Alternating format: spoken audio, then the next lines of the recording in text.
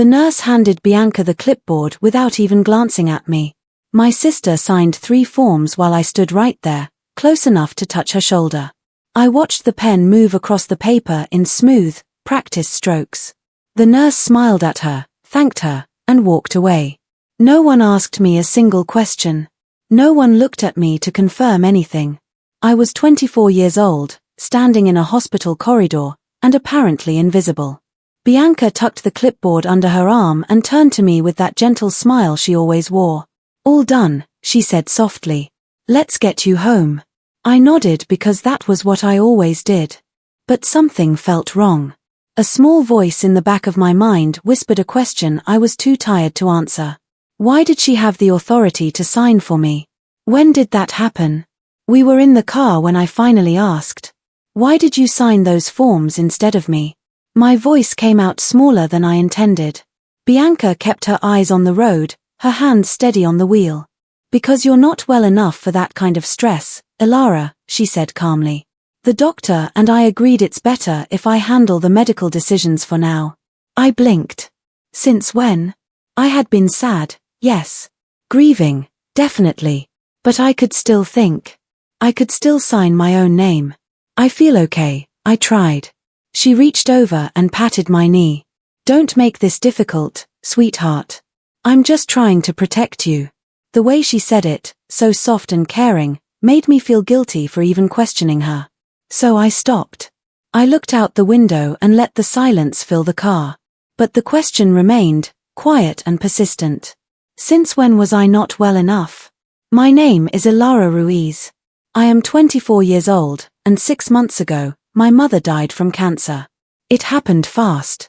One day she was complaining about being tired, and 3 months later, she was gone. I barely remember those months. They blurred together in a fog of hospital visits, medications, and final conversations I was too numb to fully absorb. After the funeral, I moved in with my older sister, Bianca.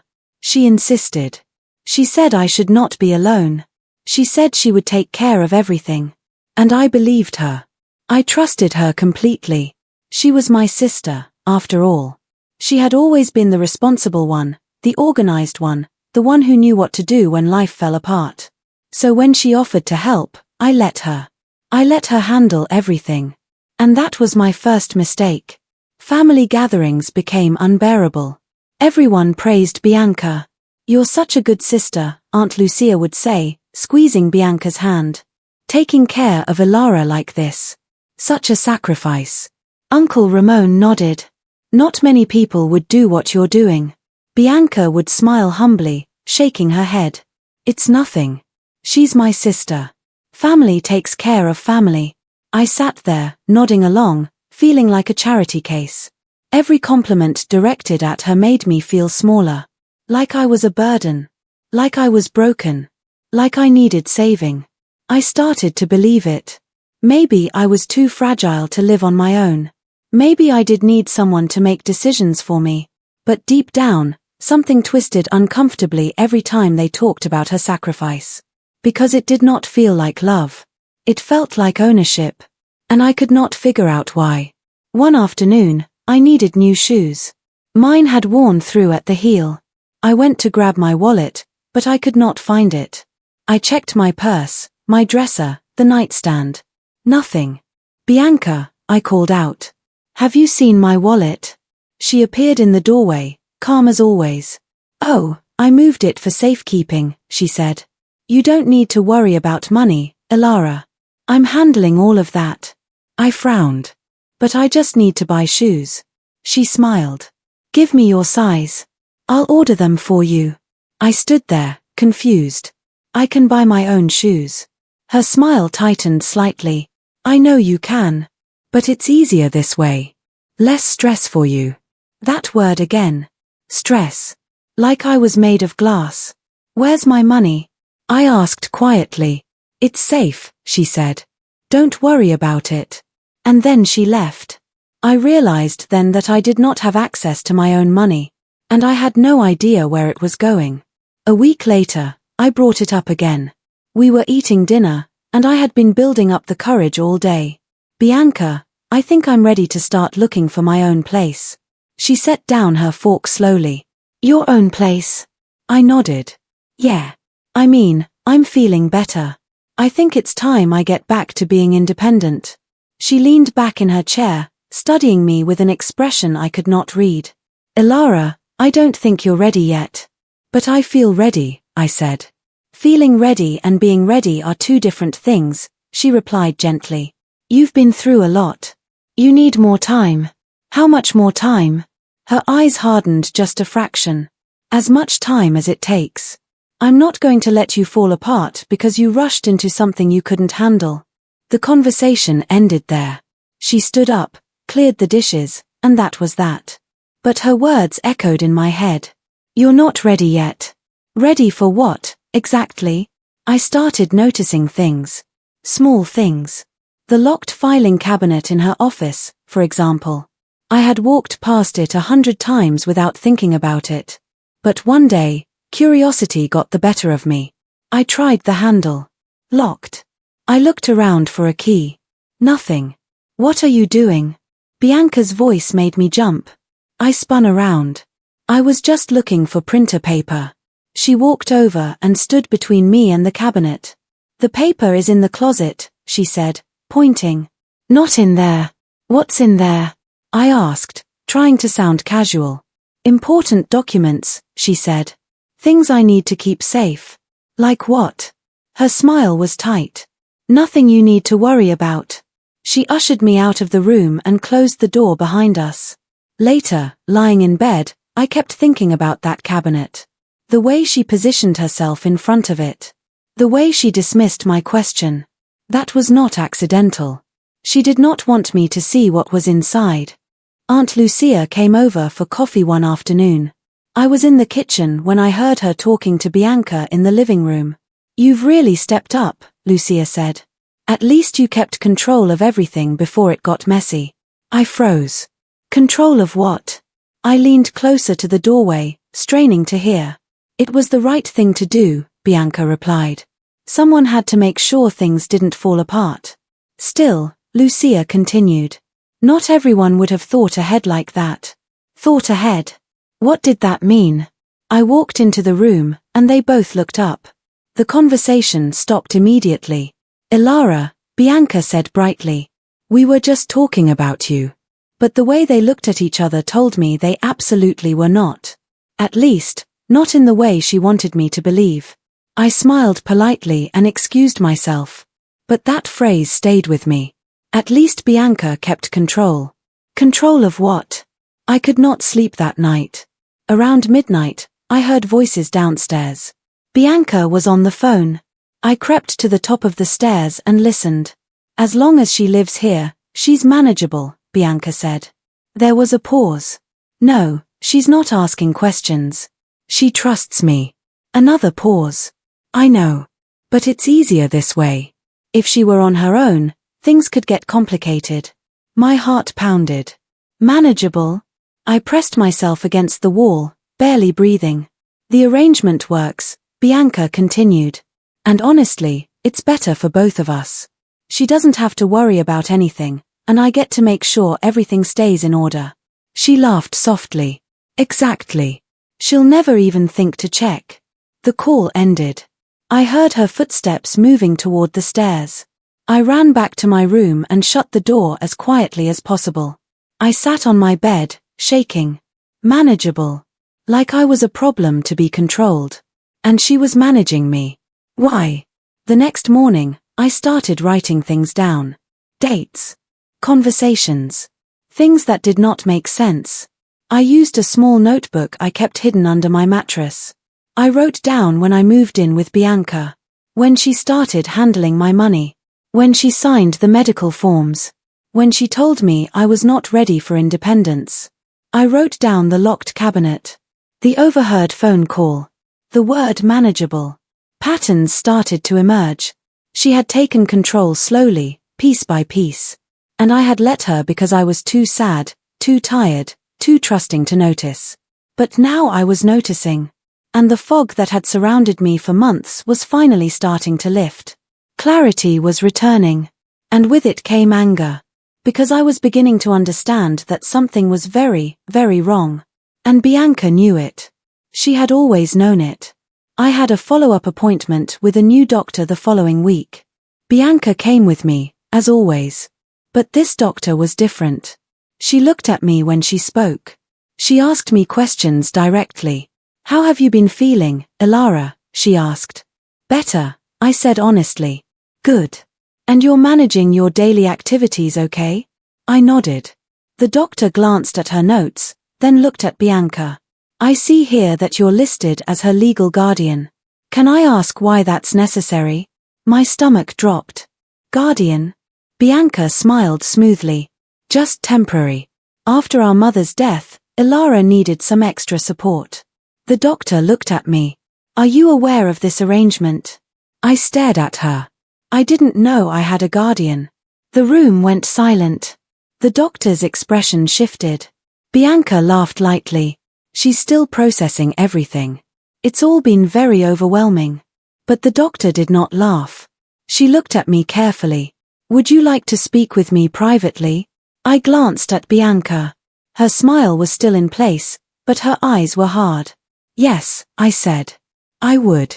After Bianca left the room, the doctor explained that legal guardianship meant someone else controlled my decisions. Medical, financial, personal, everything. "How long has this been in place?" I asked, my voice shaking. She checked her computer. "About 5 months. 5 months. Right after Mom died. Right when I was at my lowest." The doctor printed out information about guardianship rights and handed it to me. "If you didn't consent to this, or if you feel you're capable of managing your own affairs, you can challenge it." I took the papers with trembling hands. That night, while Bianca was asleep, I searched her office.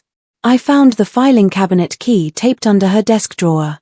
Inside the cabinet was a folder labeled with my name. I opened it. Guardianship petition. Signed by Bianca. Filed during the worst week of my life. The week Mom died. She had filed it during my worst week.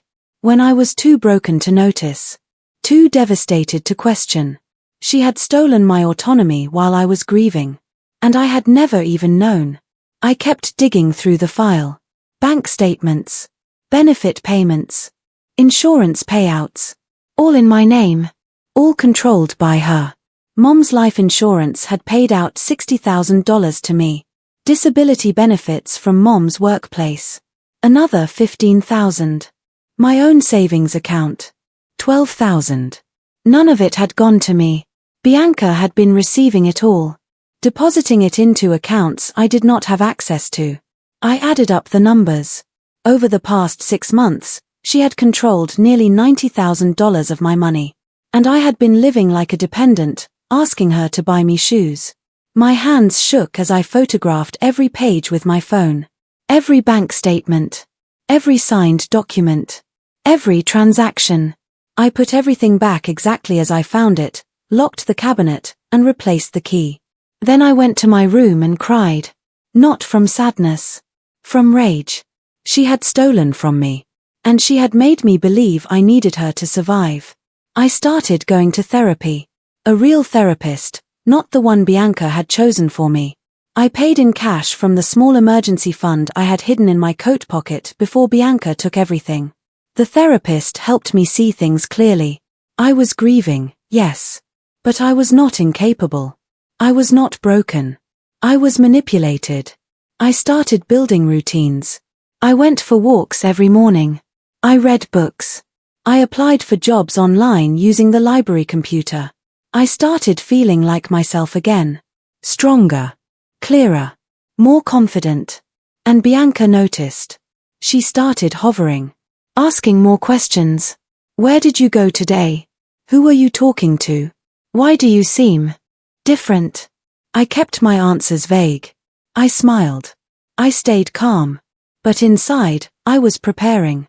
Because I was not manageable anymore. And that terrified her. The shift happened slowly. Bianca's love started to feel sharp. You're spending a lot of time out of the house, she said one evening. Just going for walks, I replied. Alone? Yes. Her jaw tightened. I don't think that's safe. I'm fine, I said. You don't know what could happen, she insisted. You're still fragile. I'm not fragile, I said firmly. Her eyes flashed. Don't argue with me, Elara. I know what's best for you.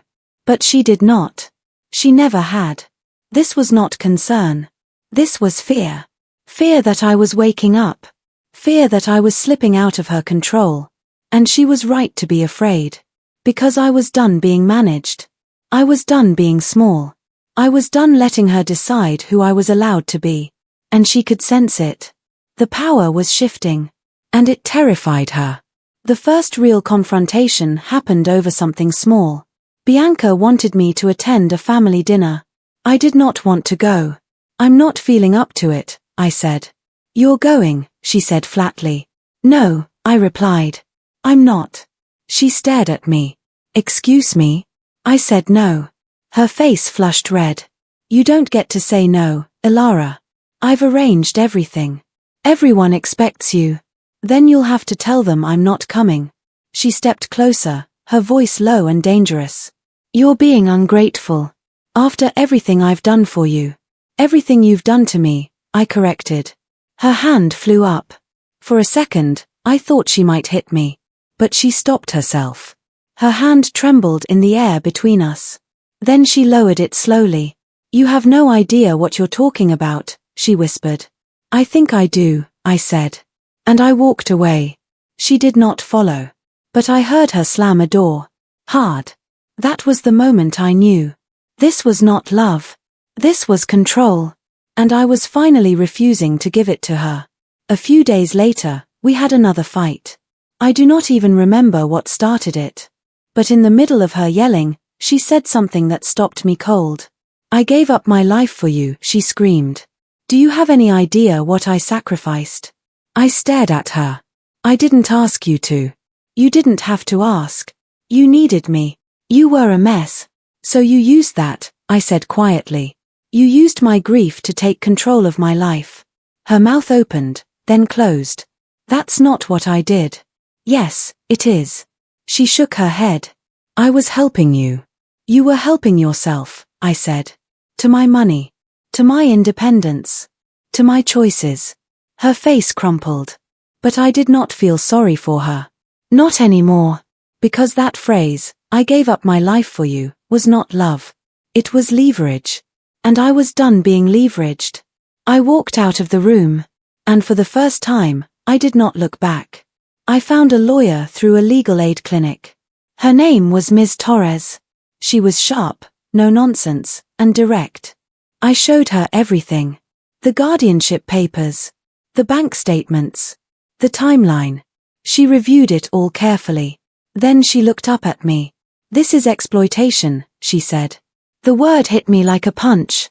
Can we fight it? I asked. Yes, she said. And we will. Ms. Torres explained the process.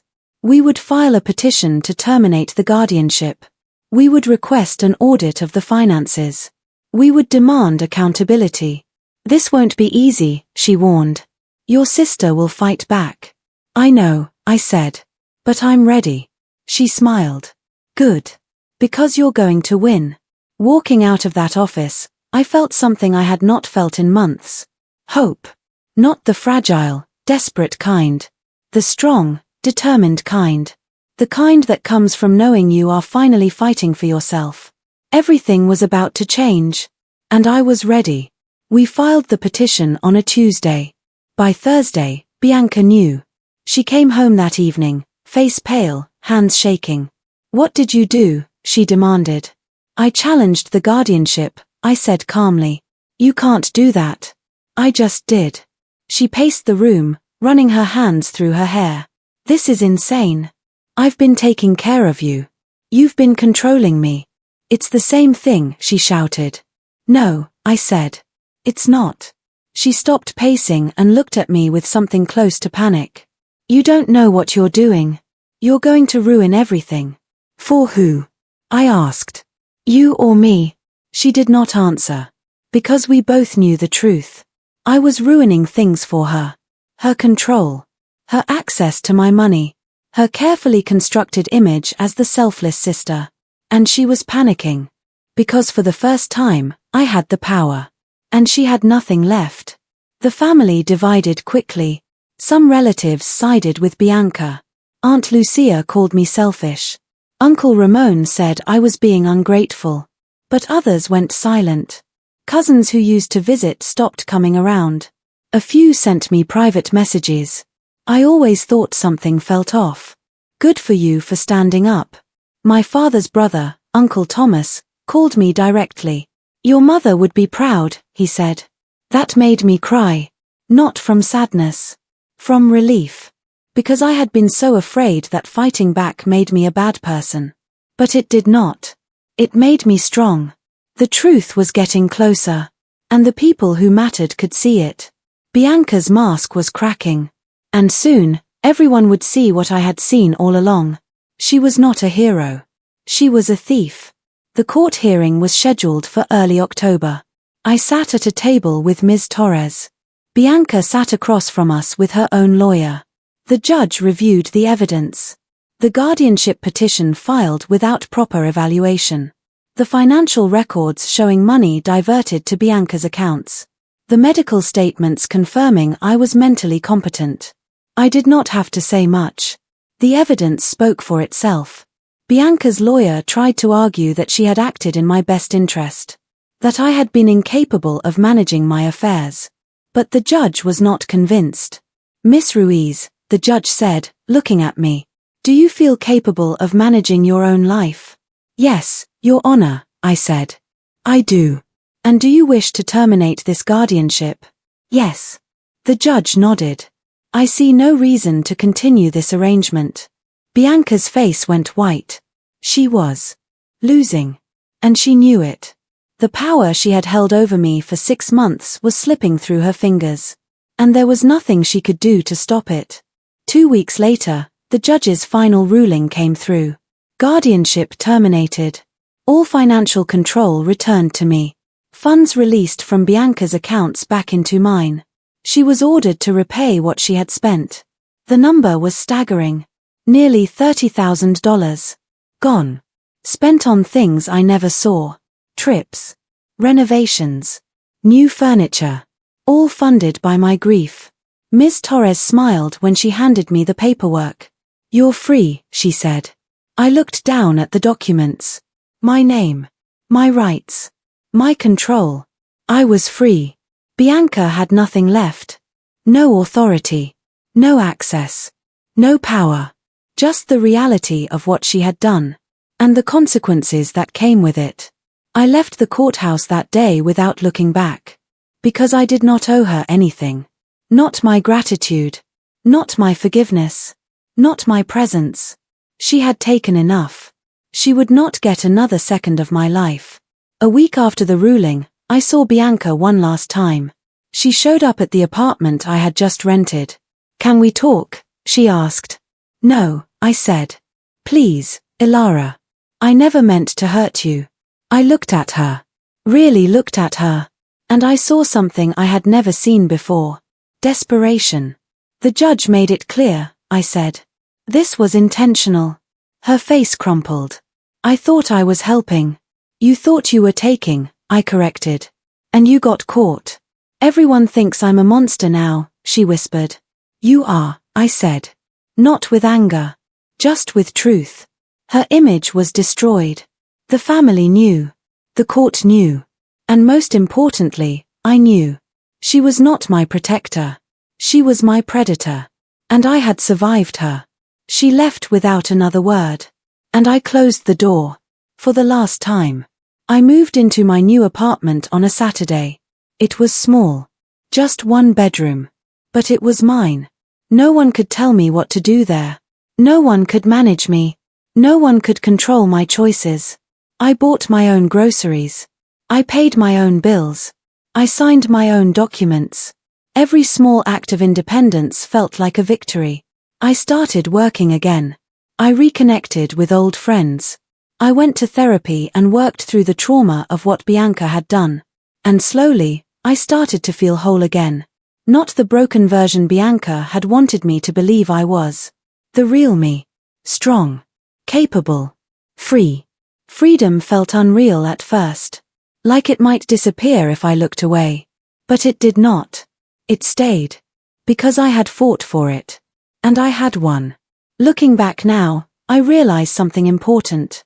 I was not saved by Bianca. I survived her.